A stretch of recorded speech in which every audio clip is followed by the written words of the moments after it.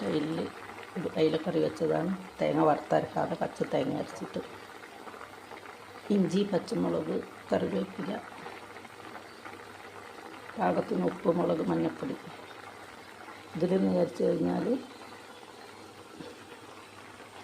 പച്ചത്തേങ്ങ, ജീരകം, മുളക് പൊടി, മഞ്ഞൾപ്പൊടി എല്ലാം ചേർത്ത് അരച്ച് അതിൽ ശകലം തൈരൊഴിച്ചിട്ട് അരച്ച് വെച്ചതാണ്.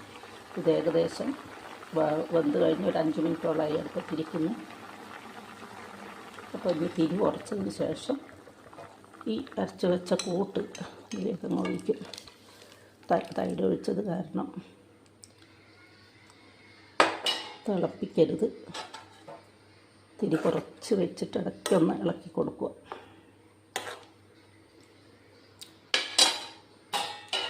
ഇനി ഇതൊന്ന് മൂടി വെക്കുക.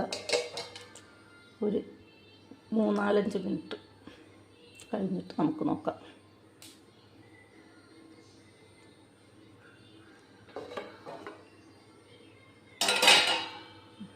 ചെറുതായി ഒന്ന് ഇളക്കുക. ഇത് പച്ചത്തേങ്ങ അരച്ച് ശകലം തൈരും ചേർത്തിട്ടുള്ള ഒരു അയിലക്കറിയാണ്. എങ്ങനെയുണ്ട്? നിങ്ങളൊക്കെ ഇങ്ങനെ വെക്കാറുണ്ടോ? എന്ത് പറയുന്നു?